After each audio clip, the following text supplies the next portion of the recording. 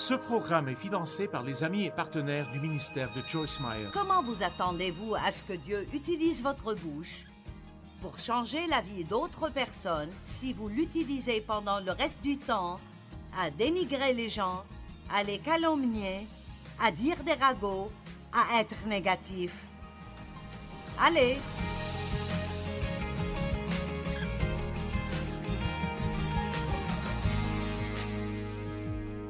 Les mots sont comme des récipients de puissance, tout comme ce verre peut contenir différents types de choses à boire.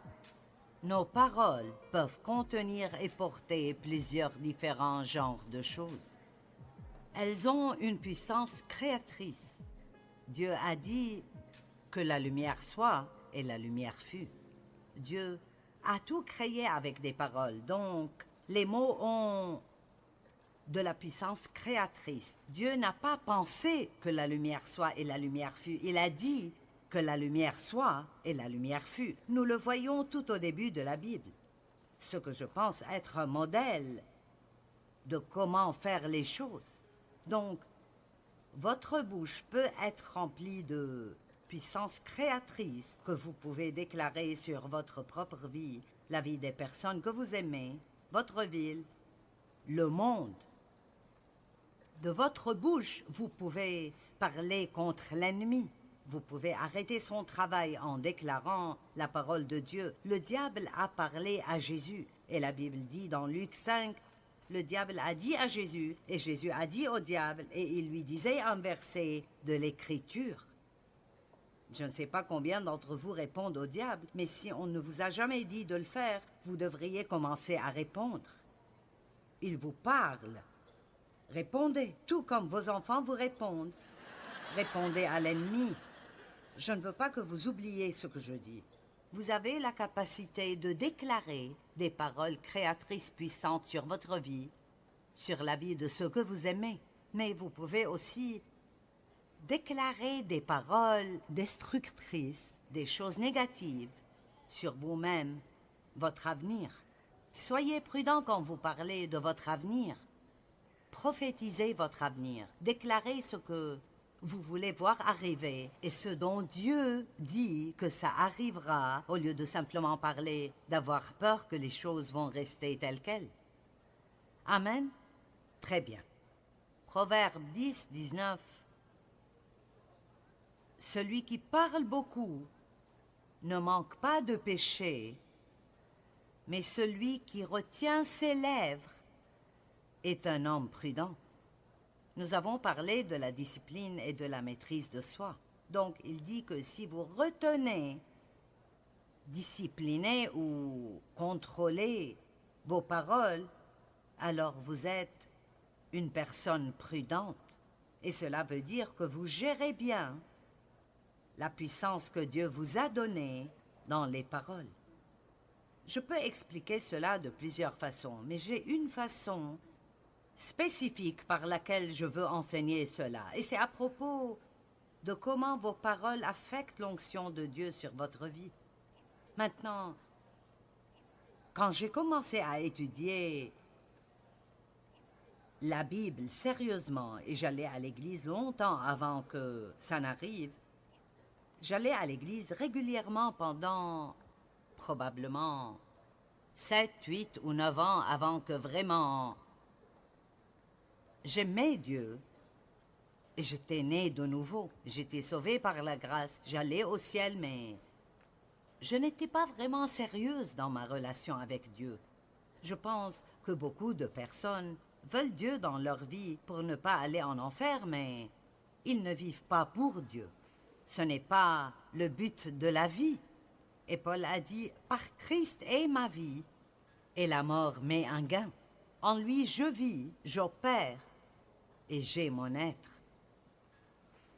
Matthieu dit, recherchez d'abord le royaume de Dieu et sa justice, et toutes ces choses vous seront ajoutées. Donc Dieu n'est pas secondaire. Il n'est pas une police d'assurance. Il devrait être la chose essentielle dans nos vies. Et donc, j'avais Dieu, mais disons juste, il ne m'avait pas. Vous comprenez ce que je veux dire? D'accord. Je voulais aller au ciel. Je voulais prier et avoir de l'aide quand j'avais des problèmes, mais je ne lui avais pas abandonné ma vie. Et donc, quand j'ai commencé à vraiment sérieusement étudier la parole de Dieu, l'une des choses qui arrivait en ce temps, dans les années 70, était un grand déversement du Saint-Esprit partout dans le monde. Ce n'était pas juste un seul endroit ou une dénomination, mais ça arrivait partout. Et Dieu fait cela à différents moments dans l'histoire. Ça s'appelle le renouveau. Ce sont des moments où Dieu se montre et se manifeste pendant une période de temps, et ça ravive l'Église. Maintenant, nous ne vivons pas dans cela tout le temps, mais je suis reconnaissante d'avoir pu faire partie de cela parce que ma vie a été touchée très profondément. Et c'était un temps où le Saint-Esprit donnait une grâce spéciale pour que les gens aiment la parole. Je veux dire, ce n'était rien du tout d'avoir une réunion de 3 heures à l'église. Je veux dire, aujourd'hui, vous savez, nous entrons et nous sortons. Vous avez 3 ou 4 réunions en un matin et tout est 10 minutes et 5 minutes. Et je comprends que nous avons de différentes ères ou des temps différents dans la vie. Mais il n'y a pas beaucoup de gens aujourd'hui qui supporteraient une réunion de 3 heures à l'église.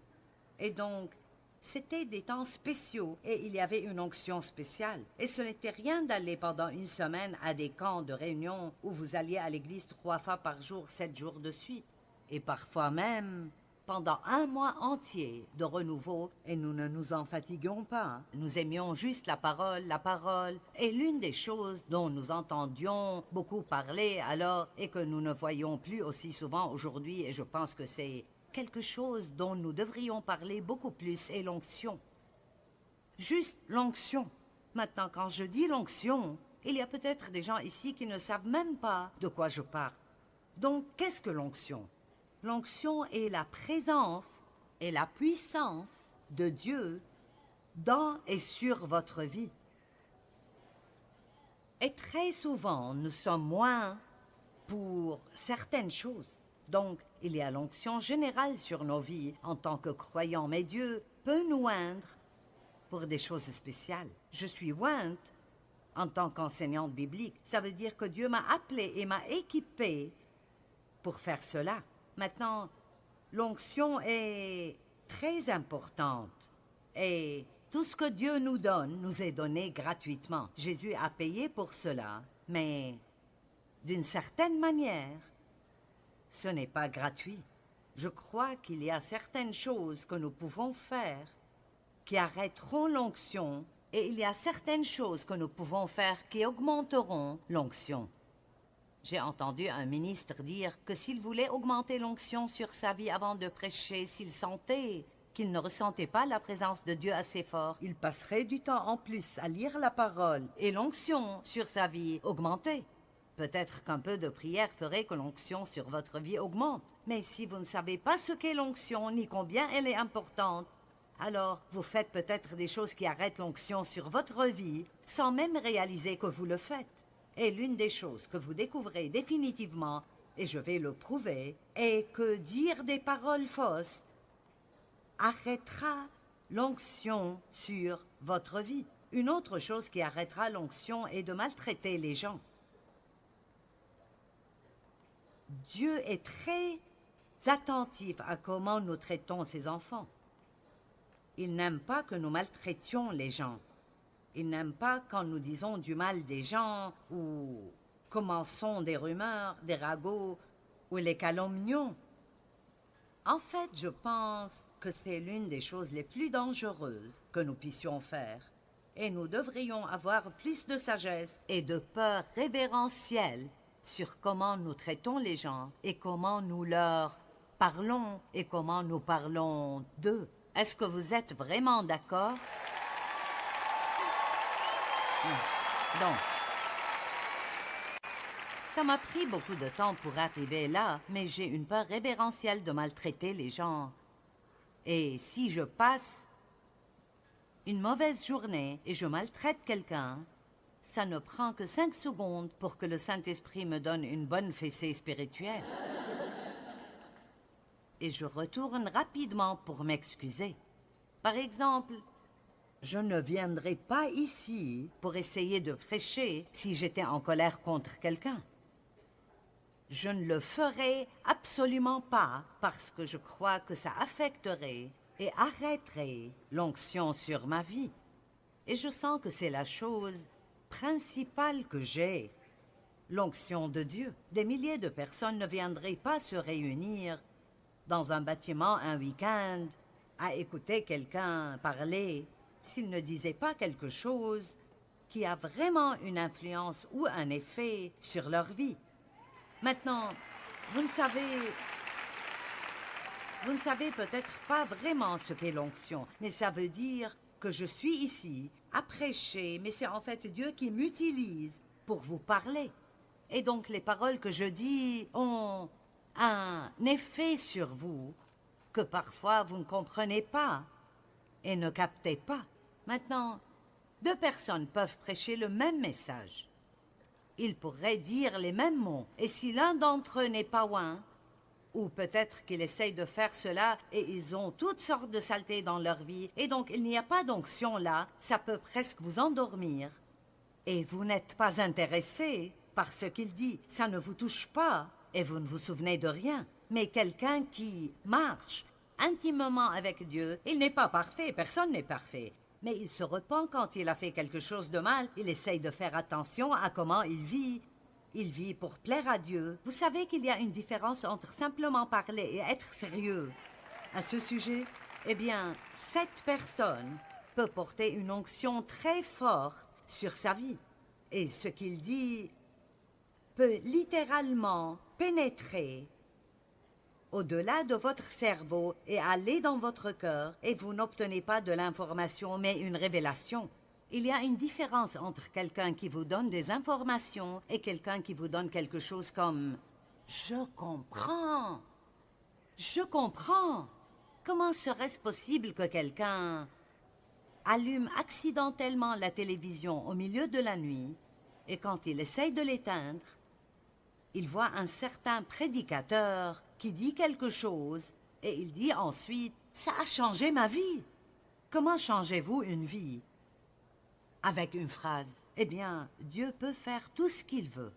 Et il cherche des personnes à utiliser qui vivront leur vie de sorte qu'ils porteront une onction très forte sur leur vie. C'est intéressant d'entendre les gens essayer de parler de l'onction alors qu'ils ne comprennent pas ce que c'est. Nous avons vu des gens dire des choses comme « Je suis allé à cette réunion et je ne sais pas l'expliquer. » Mais il y avait quelque chose dans la salle qui n'était comme rien de ce que j'ai ressenti de ma vie.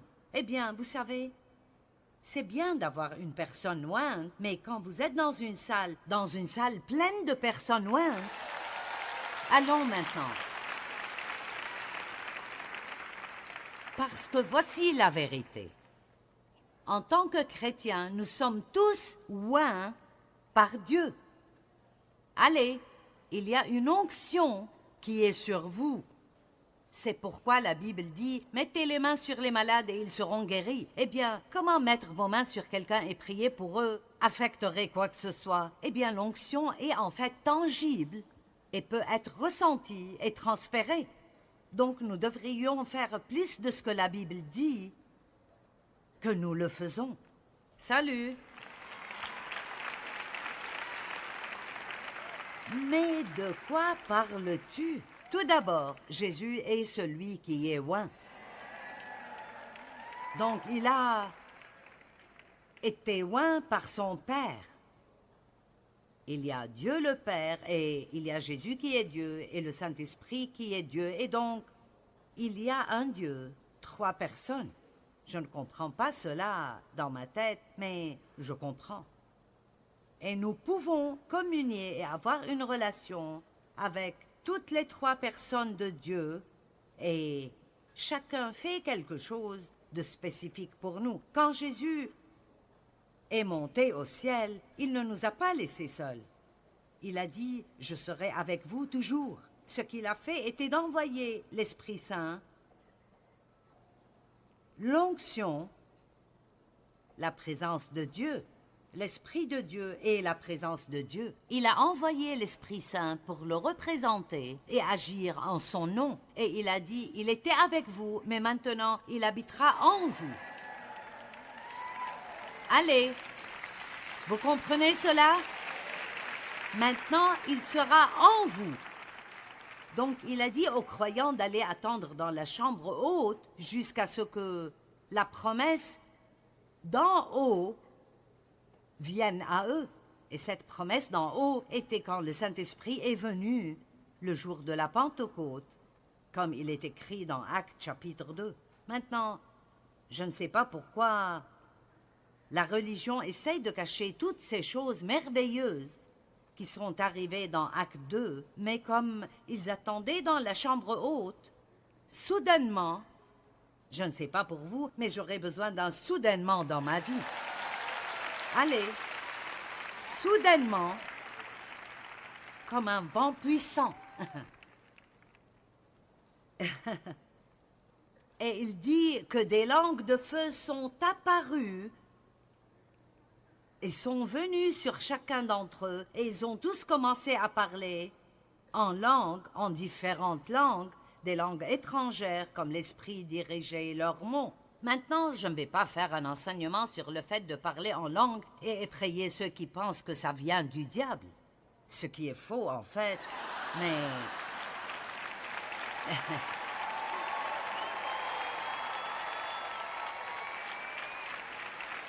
Écoutez, si vous n'avez pas fait l'expérience de quelque chose, ça ne veut pas dire que ce n'est pas réel.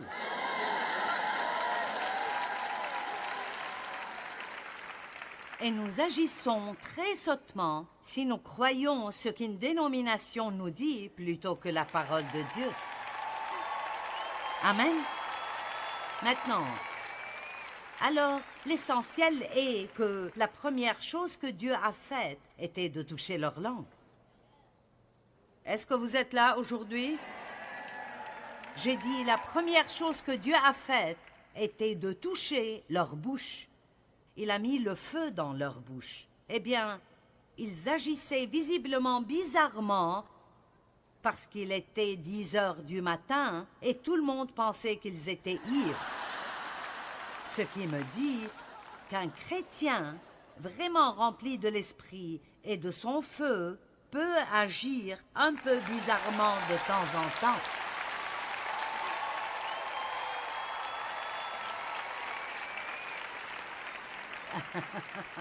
Maintenant, nous n'avons pas à montrer au monde combien nous pouvons être bizarres.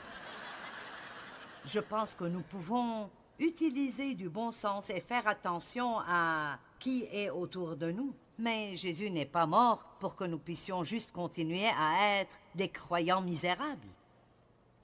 Il est mort pour que nous puissions avoir une vie puissante, pleine de l'esprit, de son feu, une vie victorieuse, triomphante et vibrante.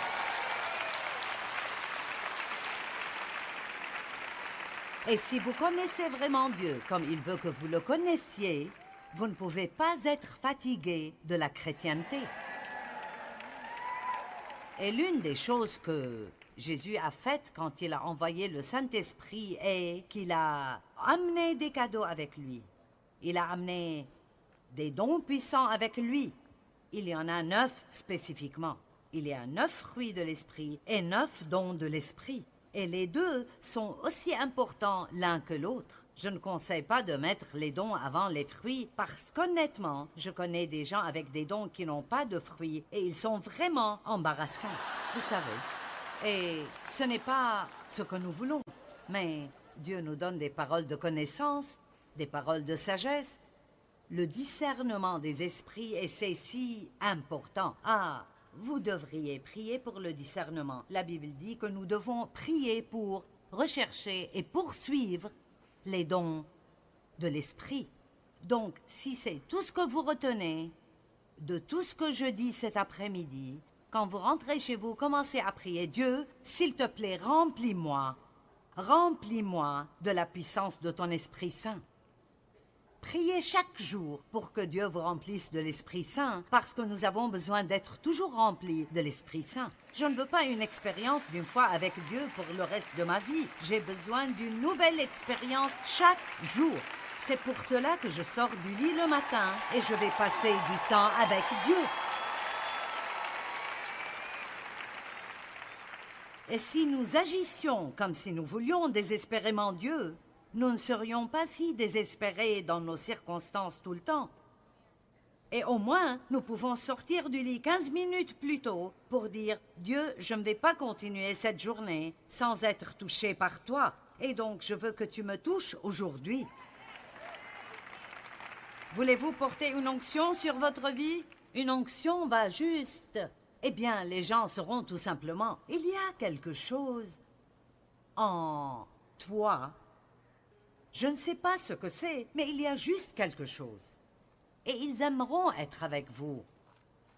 Vous aurez de la faveur. Vous saurez des choses sans savoir comment vous les savez. Vous aurez la bonne réponse au bon moment. Si quelqu'un a un mauvais esprit en lui et il essaye d'être ami avec vous et il a une mauvaise motivation, c'est là que vient le don du discernement. Vous direz, je dois m'assurer de cette personne.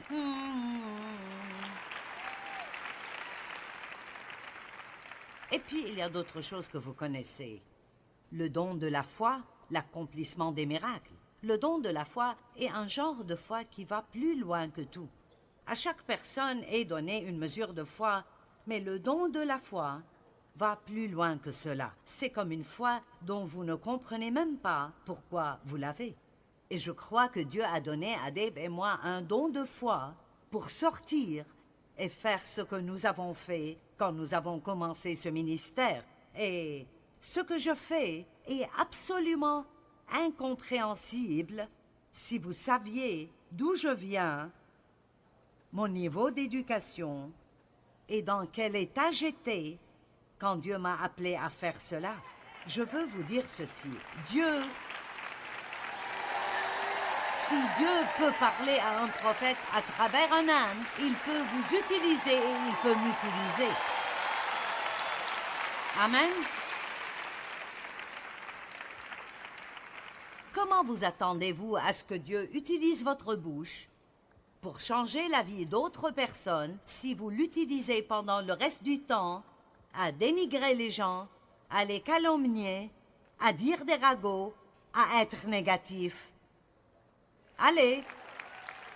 Nos paroles ont beaucoup à faire avec l'onction sur nos vies, et il y a d'autres dons. La prophétie, les langues, l'interprétation de langues. Quand nous parlons des langues, tout le monde commence. Je compte enseigner quelquefois l'année prochaine sur les dons de l'esprit. Je dois choisir le bon endroit parce que, vous savez, nous avons... Désolée, je ne l'ai pas aujourd'hui. Dans un ministère comme le mien, nous avons des gens de toutes les dénominations qui viennent, et alors j'essaye d'utiliser la sagesse. Je ne veux pas vous effrayer, mais vous aider. Et donc, je parle en langue depuis plus de 40 ans. Peut-être qu'il est temps que le monde sache. Voilà, je viens de le dire à tout le monde. Amen.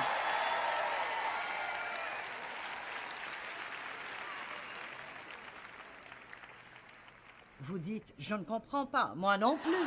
Mais la Bible dit que quand vous parlez en langue, vous vous édifiez et vous vous fortifiez dans la foi. Amen.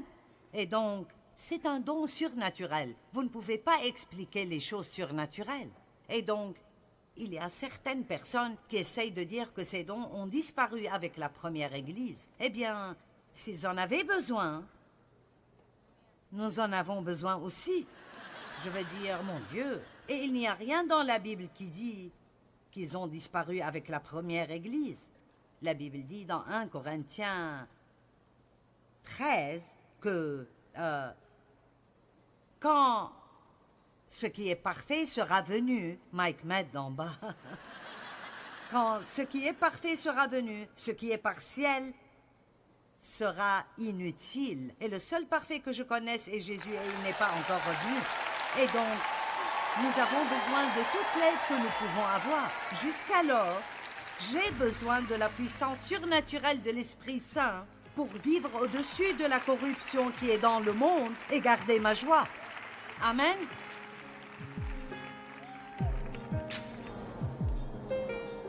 Si nous voulons expérimenter plus de la puissance du Saint-Esprit, nous devons comprendre l'importance de nos mots. Dire des mots mauvais et négatifs peut arrêter sa puissance totale d'opérer dans nos vies. Mais apprendre à dire ce que Dieu dit de nous et des autres augmentera sa puissance dans nos vies et nous pouvons choisir. Vous pouvez choisir vos mots et vous devez faire cela attentivement.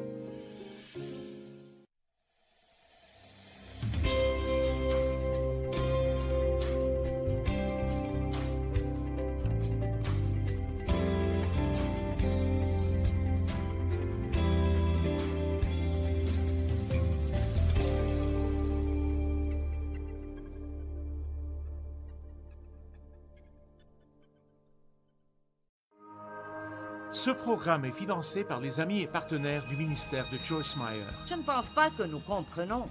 Et je parle pour moi, je ne pense pas que je sache encore, bien que j'ai étudié et enseigné le vrai pouvoir des mots, parce que je peux vous dire que si nous le faisions vraiment, nous ferions beaucoup plus attention à ce que nous disons.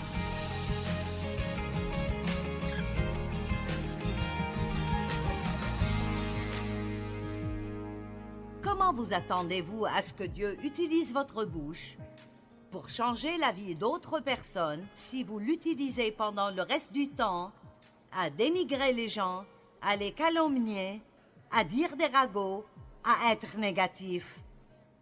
Allez! Nos paroles ont beaucoup à faire avec l'onction sur nos vies et il y a d'autres dons. La prophétie, les langues, l'interprétation de langues. Quand nous parlons des langues, tout le monde commence. Je compte enseigner quelquefois l'année prochaine sur les dons de l'esprit. Je dois choisir le bon endroit parce que, vous savez, nous avons... Désolée, je ne l'ai pas aujourd'hui. Dans un ministère comme le mien, nous avons des gens de toutes les dénominations qui viennent et alors j'essaye d'utiliser...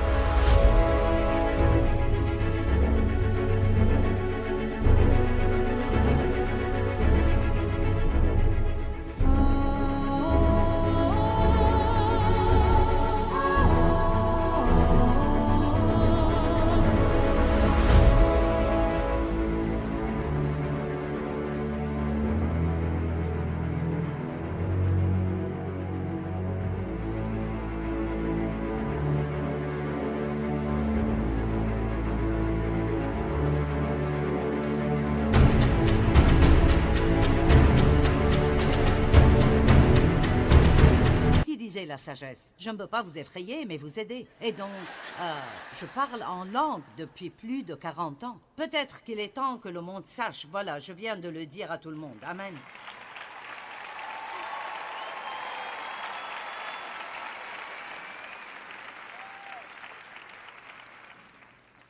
Vous dites, je ne comprends pas. Moi non plus. Mais la Bible dit que quand vous parlez en langue, vous vous édifiez et vous vous fortifiez dans la foi. Amen. Et donc, c'est un don surnaturel. Vous ne pouvez pas expliquer les choses surnaturelles. Et donc, il y a certaines personnes qui essayent de dire que ces dons ont disparu avec la première Église. Eh bien, s'ils en avaient besoin, nous en avons besoin aussi. Je veux dire, mon Dieu, et il n'y a rien dans la Bible qui dit qu'ils ont disparu avec la première Église. La Bible dit dans 1 Corinthiens 13 que quand ce qui est parfait sera venu, Mike Med d'en bas, quand ce qui est parfait sera venu, ce qui est partiel sera inutile. Et le seul parfait que je connaisse est Jésus et il n'est pas encore revenu. Et donc, nous avons besoin de toute l'aide que nous pouvons avoir. Jusqu'alors, j'ai besoin de la puissance surnaturelle de l'Esprit Saint pour vivre au-dessus de la corruption qui est dans le monde et garder ma joie. Amen. Et donc, quand vous êtes oint par le Saint-Esprit, vous vous trouverez en train de faire des choses qui n'ont pas beaucoup de sens. Vous savez, c'est comme, je n'ai pas 40 ans, j'ai 75 ans. Amen. 7, 5. J'ai vécu les 3/4 d'un siècle. Et votre corps peut vieillir, mais à l'intérieur, vous pouvez être renouvelé jour après jour après jour. Et vos dernières années seront meilleures que les années précédentes. Laissez juste tomber les choses anciennes. Personne n'est trop jeune ou trop vieux pour laisser Dieu les utiliser. J'ai commencé le ministère alors que j'avais 3 adolescents et un bébé dans mes bras. Ne me dites pas que vous avez trop d'enfants pour faire quoi que ce soit pour Dieu. Quand Dieu vous oint pour faire quelque chose, vous pouvez faire des choses que vous ne pouvez même pas imaginer pouvoir faire. Donc voilà. Je ne comptais pas vraiment dire quelque chose comme ça, mais voilà.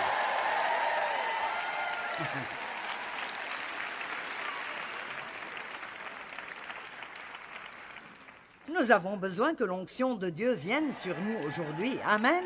Et comment allez-vous même savoir comment demander si vous ne savez pas quoi demander? Nous avons besoin de la présence de Dieu dans nos vies. Nous avons besoin de sa puissance dans nos vies. Je suis si fatiguée des chrétiens tristes, misérables, des chrétiens râlants, des chrétiens grognons et qui se plaignent. Amen.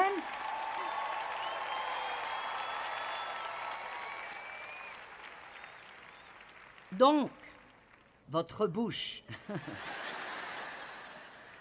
Quand l'Esprit Saint est venu le jour de la Pentecôte, l'une des premières choses qu'il a faites était de toucher leur bouche. Et donc, nous devons faire attention à cela. Vous savez, il y a une raison pour cela. Et juste pour continuer un peu ici, Paul a dit « N'empêchez personne de parler en langue ». Donc, si quelqu'un vous dit « Vous ne pouvez pas faire cela », dites « Paul a dit que je le peux ».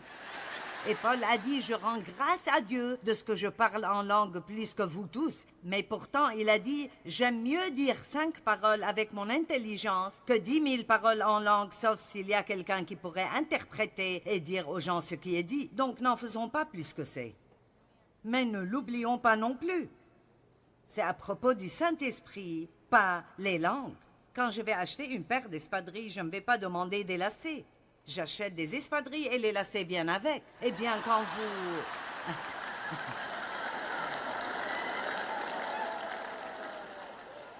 Oh mon Dieu, je me cause tant de problèmes ici. Quand vous recherchez le Saint-Esprit, il vous donnera des dons à utiliser pour le bien et le bénéfice de tous, comme il le détermine et le désire. Amen. Et donc, vous n'avez vraiment pas à faire des dons plus qu'ils ne sont vraiment. Recherchez le Saint-Esprit, recherchez Dieu, et vous marcherez dans ce pouvoir surnaturel et disposerez de tout ce dont vous avez besoin pour faire tout ce que Dieu vous demande de faire. Amen. Très bien. Alors, laissez-moi dire ceci. Si vous êtes assis là et que vous vous dites « J'aurais aimé savoir de quoi tu parles, mais je n'ai aucune idée. Je me sens aussi perdu que possible. » J'ai un livre.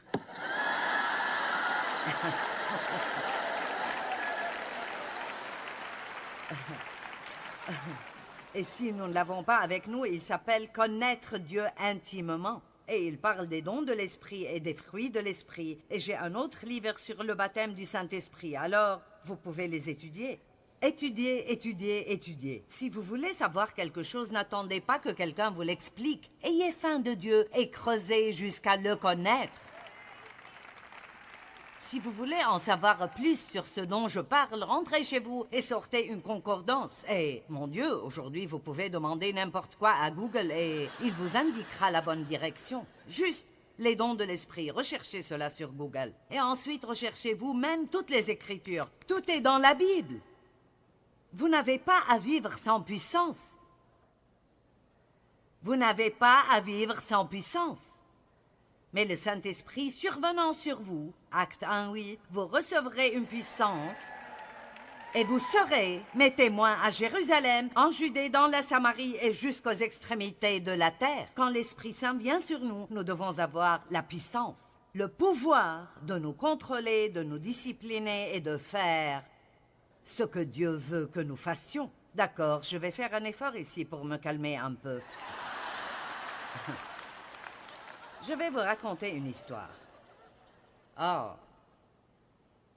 J'ai fait ça assez longtemps. Je peux sentir quand l'onction est vraiment forte sur moi et quand elle n'est pas aussi forte. Je suis toujours loin pour faire ce que je fais.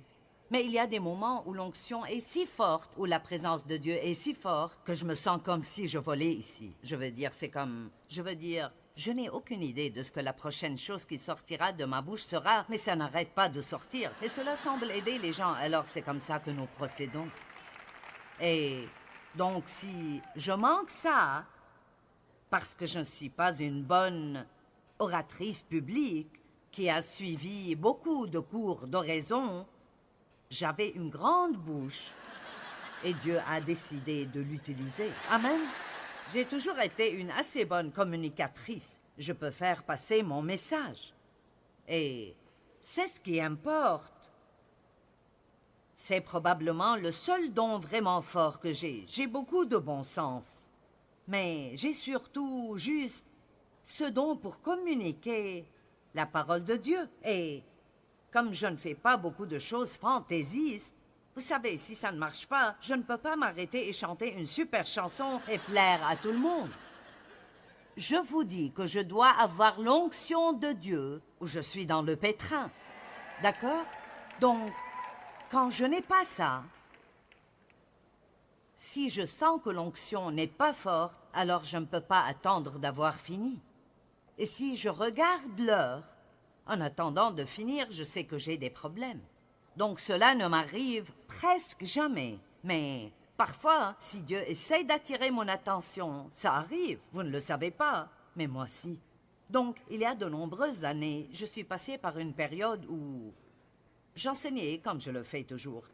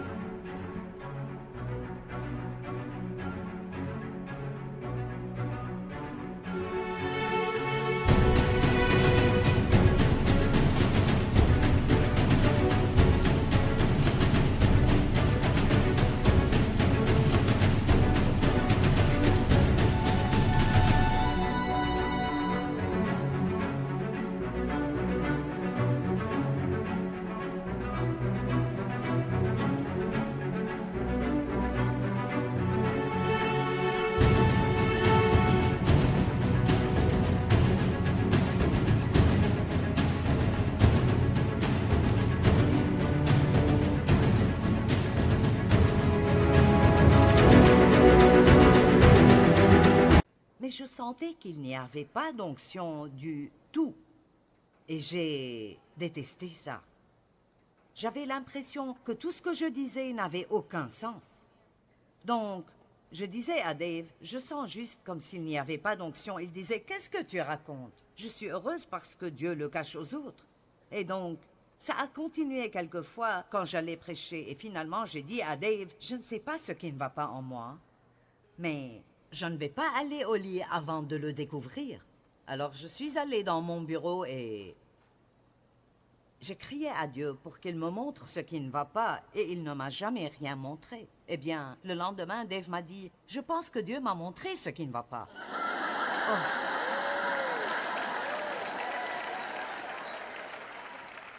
Ne détestez-vous pas absolument quand Dieu fait cela? Je ne veux pas que tu lui dises ce qui ne va pas. Je veux que tu me dises ce qui ne va pas et que ça reste entre toi et moi. Eh bien, dès qu'il a dit cela, je sentais déjà... Oh oui, tu sais ce qui ne va pas, tu vas me dire ce qui ne va pas. Alors j'ai dit... Bien, d'accord, qu'est-ce que c'est? Et il a dit, tu te souviens de l'autre jour quand tu parlais de tel ou tel? Et c'est en fait un prédicateur que je connais.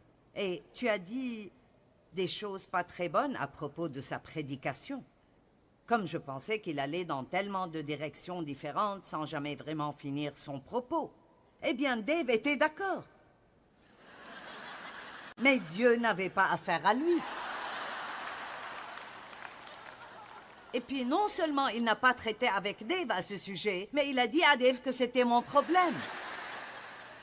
Je sais que cela a l'air drôle maintenant, mais ce n'était pas drôle alors.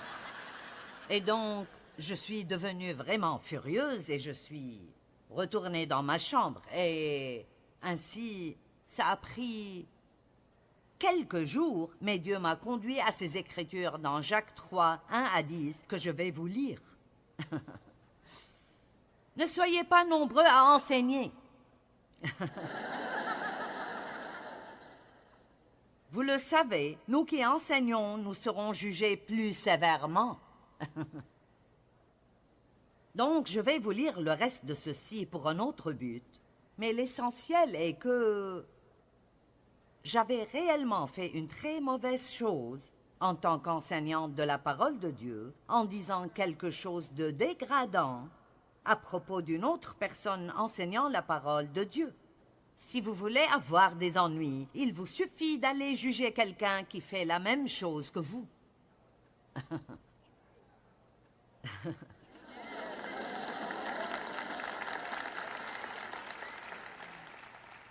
Peut-être que vous êtes l'un des chanteurs principaux de la chorale de l'église. Et vous avez une belle voix. Quelqu'un d'autre qu'il laisse chanter de temps en temps et vous dites « Ah, ils ne pourraient pas chanter même si leur vie en dépendait. » Eh bien, vous feriez mieux de commencer à vous repentir. Comprenez-vous tous ce que je dis? Je connais un médecin qui dit du mal d'autres médecins et je me dis « Oh, tu ne sais pas ce que tu fais. Il faut faire attention. » Je veux mettre un peu de crainte révérentielle en vous aujourd'hui parce que Dieu n'aime vraiment pas quand nous bavardons et calomnions d'autres personnes. Amen.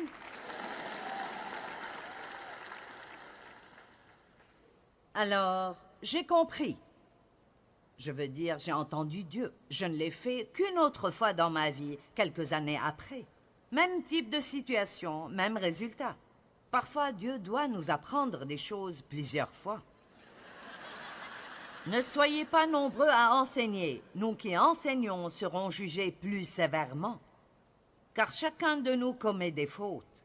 Celui qui ne commet jamais de faute dans ses paroles est un homme parfait capable de se maîtriser. Alors, waouh, quelle déclaration! Si quelqu'un peut contrôler sa bouche, il peut contrôler toute autre chose dans sa vie. Quand nous mettons un mors dans la bouche des chevaux pour qu'ils nous obéissent, nous dirigeons aussi tout leur corps. 2 exemples ici. Un mors n'est qu'un tout petit morceau de métal. Mais ce cheval qui peut peser jusqu'à 700 ou 800 kilos peut être contrôlé avec ce tout petit morceau de métal. Donc il dit que la direction de votre vie entière peut être contrôlée par cette toute petite chose qui est votre langue et les mots que vous dites. Est-ce que quelqu'un a besoin de ça aujourd'hui? Bien. Deuxièmement, pensez encore aux grands bateaux. S'ils sont poussés par des vents violents, il suffit d'un tout petit gouvernail pour les diriger au gré du pilote. Ainsi, le capitaine du navire peut se tenir dans une partie du navire et à la barre donner une direction à ce navire gigantesque avec un petit gouvernail que personne ne peut même voir.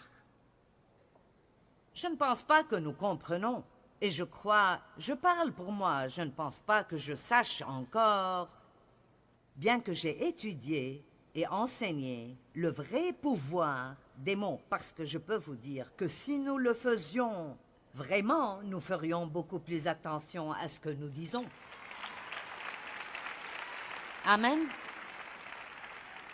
Maintenant, sortez une concordance et ouvrez aux proverbes. Il suffit de lire les proverbes et de mettre en évidence chaque écriture sur la bouche et les mots. Il n'y a rien de plus important que notre façon de penser et de parler. Amen. Il en va de même pour la langue. C'est un petit organe, mais elle se vante. Ne suffit-il pas d'un petit feu pour incendier une forêt?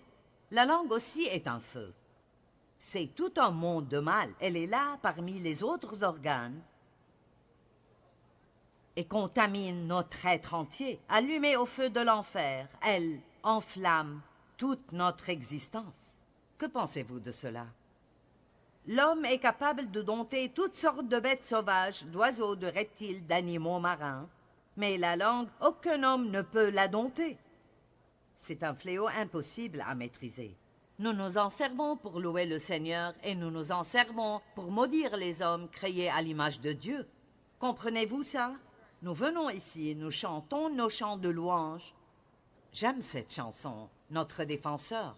Tout ce que nous faisons, c'est nous prosterner et l'adorer, et nous aimons cette chanson. Mais si vous n'aviez pas entendu ce message, vous ne le feriez plus maintenant. C'est possible que quelqu'un ici quitte, ou vous retournez avec quelqu'un à la maison, et vous dites, je pense qu'elle a parlé trop longtemps, ou elle a parlé trop fort. Vous savez, vous savez, peu importe. Nous allions à l'église et ensuite, nous allions déjeuner et invitions le pasteur à déjeuner. C'était un déjeuner où on s'amusait à bavarder à propos de tout le monde à l'église. Mais personne ne m'avait jamais dit ce que je vous dis ici aujourd'hui. Est-ce que quelqu'un croit ce que je dis? Amen. Et parce que la langue est si difficile à contrôler, pourquoi ne pouvons-nous pas supporter de ne pas raconter ce que nous avons entendu? Surtout si c'est une mauvaise chose. Laissez-moi vous lire ceci, c'est vraiment bien. Dans la Grèce antique, Socrate était réputé pour tenir le savoir en haute estime. Un jour, quelqu'un dit au philosophe, « Sais-tu ce que je viens d'entendre au sujet de ton ami ?» Socrate répondit, avant de me dire quoi que ce soit, « J'aimerais que tu passes un petit test. Je l'appelle le test du triple filtre. » Triple filtre? Exact, continua Socrate. Avant de me parler de mon ami, prenons un petit moment pour filtrer ce que tu vas dire. C'est pourquoi c'est le test du triple filtre. Le premier filtre est la vérité. Est-ce que tu es absolument certain que ce que tu es sur le point de me dire est vrai? Non, dit l'homme, c'est quelque chose que j'ai entendu. D'accord, dit Socrate, donc tu ne sais même pas si c'est vrai ou pas. Essayons maintenant le deuxième filtre, le filtre de la bonté. Est-ce que ce que tu vas me dire sur mon ami est une bonne chose? Non, c'est en fait le contraire. Socrate dit, tu veux me dire quelque chose de mauvais à son sujet, mais tu n'es même pas sûr que ce soit vrai. Tu peux quand même réussir le test, car il ne reste qu'un filtre. Le filtre de l'utilité. Est-ce que ce que tu veux me dire à son sujet va m'être utile? Non, pas vraiment. Eh bien, conclut Socrate, si ce que tu veux me dire n'est pas vrai, n'est pas bon, et même pas utile, alors pourquoi même me le dire?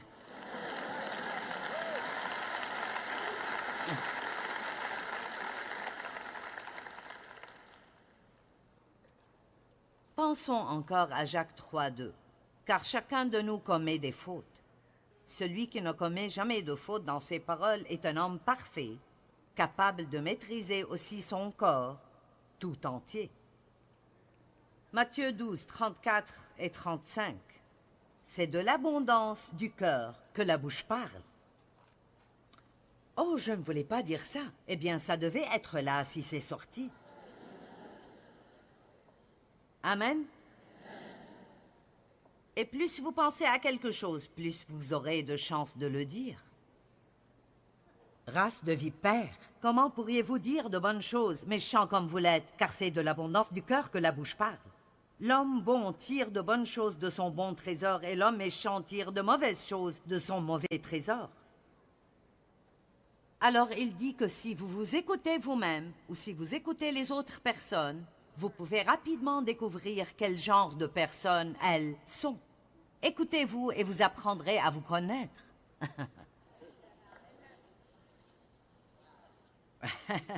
Ouais, waouh, c'est à peu près tout ce que vous pouvez dire à ce sujet. Je veux dire, si vous commérez, vous êtes commère. Si vous vous plaignez, vous êtes un plaignant. Si vous mentez, vous êtes un menteur. Je n'essaie pas de vous faire vous sentir mal. Je dois appliquer la même chose sur moi-même. Je ne veux pas vivre dans ce monde imaginaire où je suis cette grande chrétienne si, vraiment, j'ai des problèmes épouvantables auxquels je ne fais même pas attention. Mais c'est tellement important avec qui vous traînez. Écoutez, les personnes avec qui vous passez du temps ont une influence réelle sur votre vie. Parce que, comme je disais, l'onction, je crois que c'est transférable.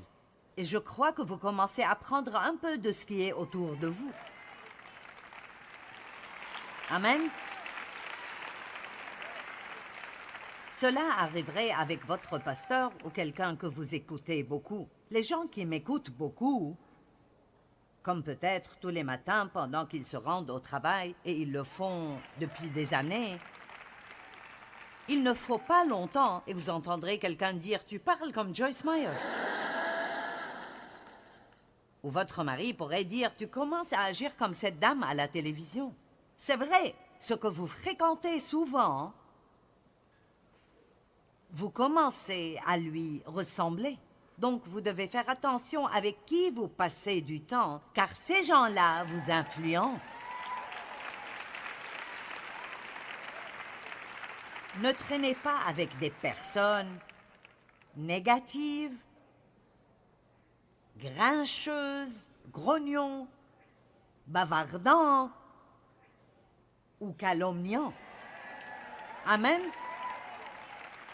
Fréquentez quelqu'un qui a quelque chose de bon à dire, quelqu'un de positif. Et écoutez, s'ils vous disent les secrets d'autres personnes, ils disent à quelqu'un d'autre les vôtres.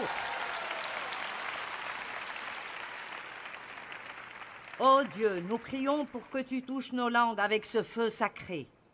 Purifie nos bouches, ô Dieu, et utilise-nous pour ta gloire. Aide-nous à ne pas penser que nous pouvons te louer à l'église, puis aller dire du mal l'un de l'autre le reste de la semaine et continuer à porter ta présence et ton onction dans notre vie. Si nous voulons avoir plus de la puissance du Saint-Esprit dans nos vies, nous devons comprendre l'importance de nos paroles. Dire des paroles fausses ou négatives peut empêcher son pouvoir de fonctionner dans nos vies. Mais apprendre à dire ce que Dieu dit de nous et des autres augmentera son pouvoir dans nos vies et nous aurons le choix. Vous savez, vous pouvez choisir vos mots et vous devez le faire avec soin.